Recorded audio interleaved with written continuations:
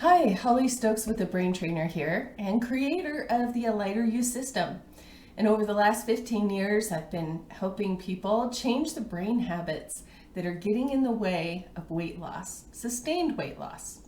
So if you've been frustrated with that revolving door, losing weight only to gain it right back plus more, you're not alone. In fact, there was a Stanford study that followed dieters over the course of 5 years and found that 96% of people that were dieting actually gained all of the weight back plus more within 2 years. So you're not alone. It's part of our human behavior. Now, there are some things that make weight loss easier. There are some things that make it harder. And in my own story, I developed a Lighter You system because of my own history. I had been backpacking, wilderness guide, and then I went back to school. My life became very sedentary, and I was choosing a lot of convenience foods, even though I knew the right foods to eat, right? But I would do things like hoarding chocolate chip cookies under my car seat so nobody else would get them. And then I'd finish them off in a couple of days.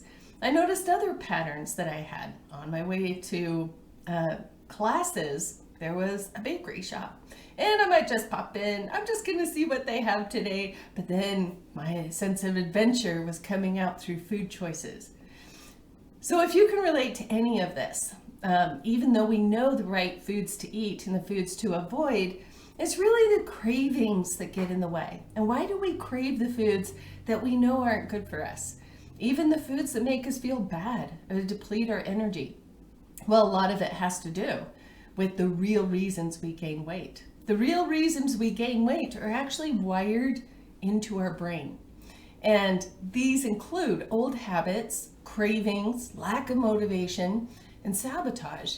And in a moment, I'm going to walk you through an exercise that will help you identify what these brain blocks are for you and give you a way to start addressing this and demystifying this process of why so many of us struggle. But first, before we get into the assessment, it's really useful to understand how the mind works. So a good analogy of how the mind works is kind of like the image of an iceberg. You can think about that iceberg with the top part above the water, and it's a much smaller portion of the iceberg. It's only about 10%. Like that phrase, it's just the tip of the iceberg.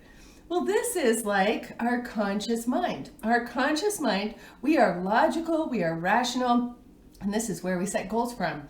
I am going to get to the gym. I am going to eat healthy. I'm going to stop eating sugar, right? So I have a story about that too.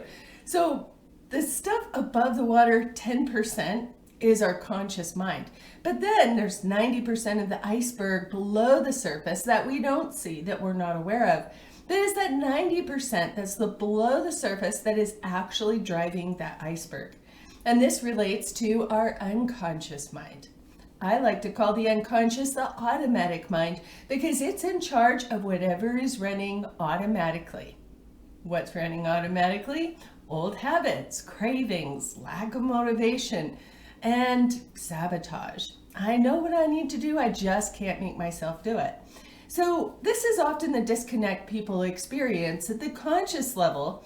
We're picking a goal, I want to do this. But at the unconscious level, the mind is already running its programs, and the results you have in your life are the sum result of whatever programs your automatic mind is running. Habits, cravings, sabotage, lack of motivation, etc.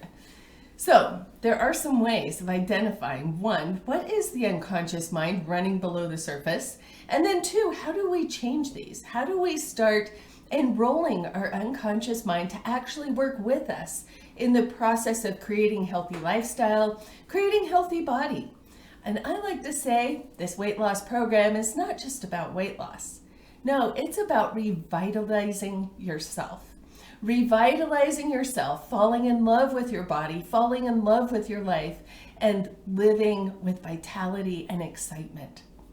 So before we get to some of the deeper parts of the program, let me go ahead and walk you through this mental blocks identifier. So When we look at the unconscious mind, again, it's that 90% below the surface. So when we look at the unconscious mind, it's that 90% below the surface. It can be kind of subtle and elusive, but it has a lot more information available than what we're consciously aware. So it also includes all of our past history. It's like the grand archives of the mind. I also like to call unconscious or automatic mind the expanded mind. It also works like a highly compact supercomputer that's able to sum up large amounts of information and give us a very quick response. Here's an example. I want you to think of a scale of 1 to 10. On that scale, 1 being low, 10 being really high, how much do you like to exercise? Scale of 1 to 10, what's that number for you? That number, that very first response, is your unconscious mind sorting through your whole history, summing up the positives and the negatives. If you like to exercise, it is often summing up the times that you had really great experiences exercising. Maybe you were backpacking, maybe you were on a sports team, or you enjoyed the camaraderie. Or it can also represent the negative times. Every time you punished yourself at the gym, I'm gonna make myself do it, or no pain, no gain, right? All of that goes into the files of how our brain codes different things in our life, different experiences, people, places, and things, has some kind of coding that's going on at the unconscious level.